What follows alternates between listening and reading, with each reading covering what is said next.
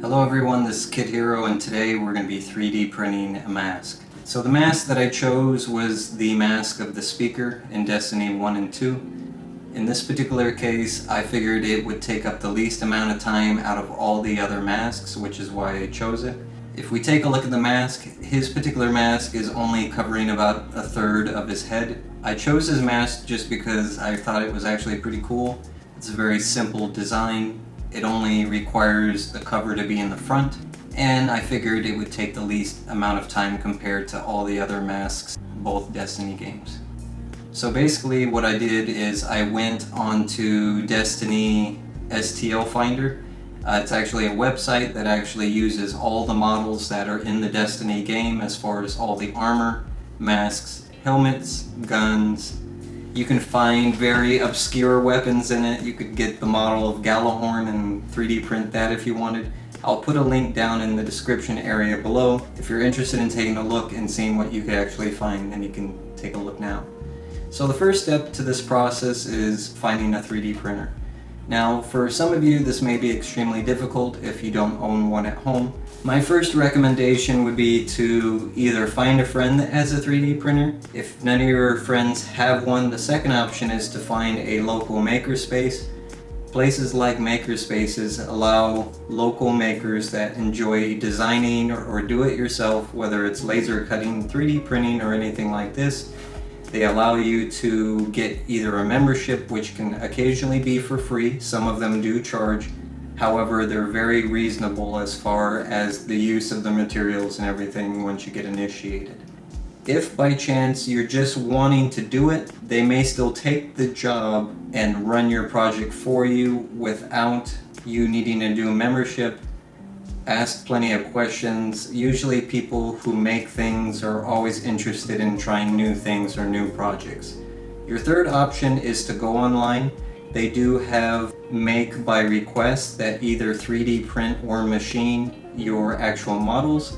This could be an option to where you find the model that you want, you can upload that model, and then they actually make it and deliver it to you. Costs typically for these sites, and again I'll put a couple example sites that you can possibly use. However, it's up to you as far as the type of materials, if it's a one-off or if you're buying multiple ones, or you can always call or do an online chat in order to get this done.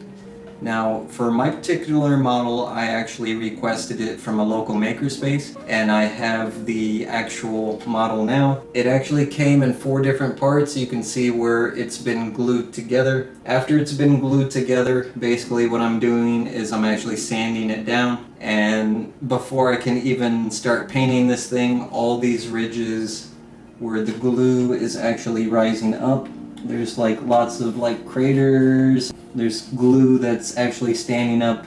It's actually not a smooth surface whatsoever.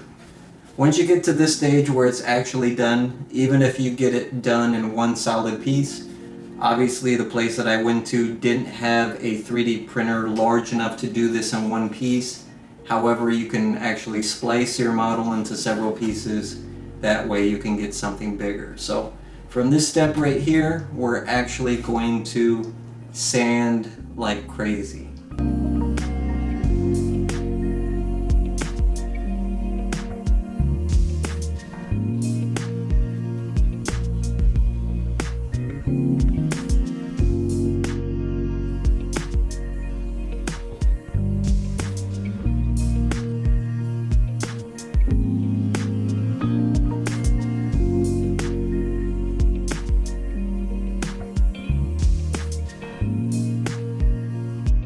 So I got the front of the mask, for the most part all those ridges completely ground down. I'm gonna have to hit it with the light sandpaper one more time. What I'm going to do though is there's still a lot of nastiness on the inside, but we're gonna clean up the inside a little bit, that way I don't scratch my face. Okay, at this point what I'm doing is I'm rubbing my hand across the mask on all surfaces or ridges. I'm looking for the main areas that look like they can poke or stab. For the most part, most of the ridges and everything is of course been cleared up using my tool, so I can basically I'm trying not to excessively do this in a manner that's cringe or weird, but I'm basically trying to feel for any spots that look like they can poke or stab me.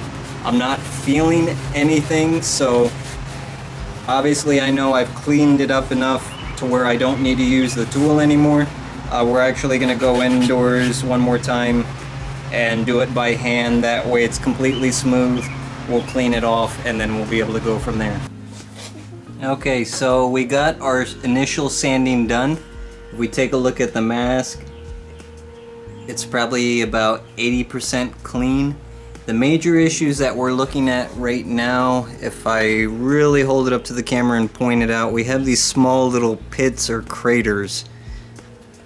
And those small little pits or craters are basically not only going to capture light, but also it's going to make it look really nasty when I go to paint this. So what I'm going to need to do is I'm actually going to fill all these pits and craters that the super glue couldn't fill, and I'm going to use Bondo. We're going to focus on this area right here. Wipe just a little bit off, that way I don't put too much.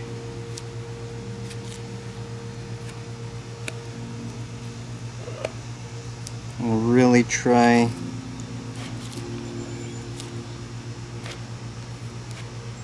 to get in that crevice.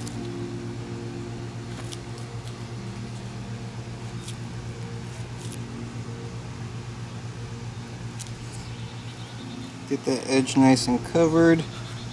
Do this small section up here, across the face.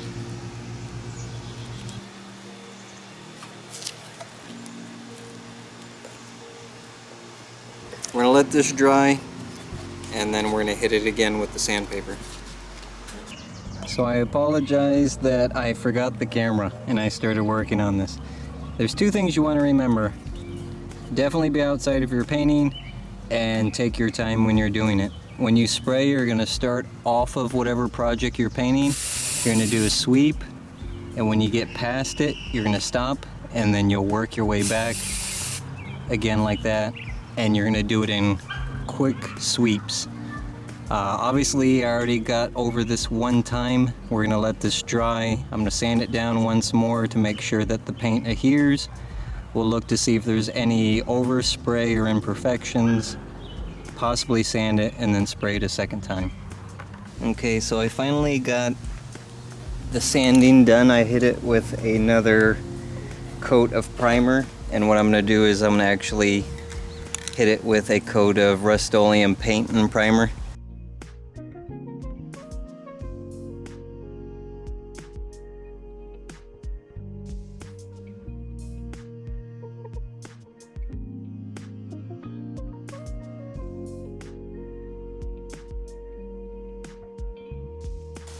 I'm going to let that dry, and then we're going to hit it with another coat of white.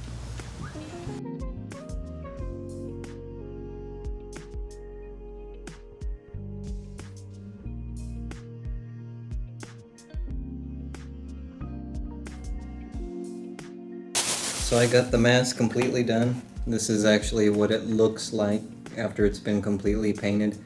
I did end up doing 3 coats of primer, and that was the gray primer that you initially saw.